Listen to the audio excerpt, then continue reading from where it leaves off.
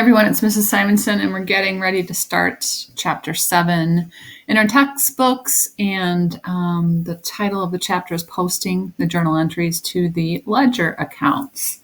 So posting is an important, but sometimes maybe tedious job. But what our problem right now is that we have all of this information in our journal. This is a problem from last chapter. But yet we don't know what we have in cash. We don't know what we have available to pay bills and so forth. So we have to do a process called posting to the ledger. And when we do that, we update our account balances so we know how much we have in each of these accounts.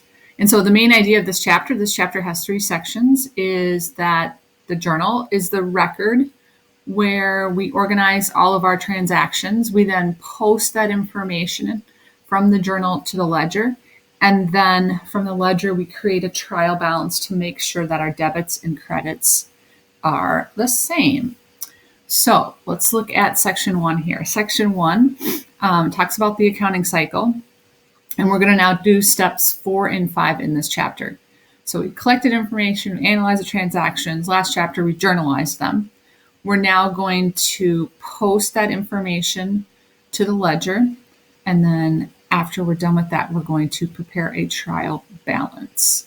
So that's going to happen in the next 3 sections. So what is a ledger and how do we set it up? So a ledger can be obviously mostly electronic, but back in the day, it would be like a separate piece of paper or a card for each ledger account. And in electronic, it's going to be in Excel. But the ledger is the permanent record of each account. It's organized by that account number. So that's going to come into play where assets were in the 100s, liabilities in the 200s, and so forth. Posting the journal entries to the ledger creates a record of the impact of the transactions have on each of the different accounts. So we're going to look at a 4-column ledger account form down here. It's called 4 columns because there's actually 4 places for money to be entered. So debit and credit transaction and balance. Is it a debit or credit balance? And so we have these. There's different formats for them, but this is the one we're going to use for our book. The first 2 places here are to record if the transaction was a debit or a credit, and the second 2 are to determine the balance. Obviously, assets, we want them to always have a debit balance, liabilities, a credit balance, capital, a credit balance, and so forth. And so we're going to talk about how to open a ledger account. So opening a ledger account, there's just 2 different ways to do it. The first one is when it's brand new and they don't have any information. In opening the account, all you do is write the name from the chart of accounts and the account number, and then the next name and the account number and the next name and so forth. Pretty simple to do.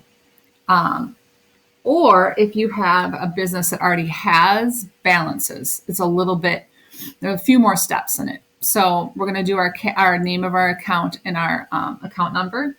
We're also then going to put the date at the top. And we don't normally use description in the ledger.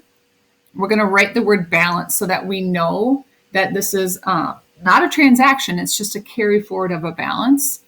We're going to put a check mark in the posting reference because we don't want to post that anywhere, and that we'll discuss that in way more detail coming up. It wasn't a transaction, so nothing is put here, and we write the balance, debit balance in the account. So this little paragraph here is talking about it's really important that posting is done correctly so that we know what the balances are in each of the accounts. So that's section 1, and the next section we'll talk more about how to actually do the posting.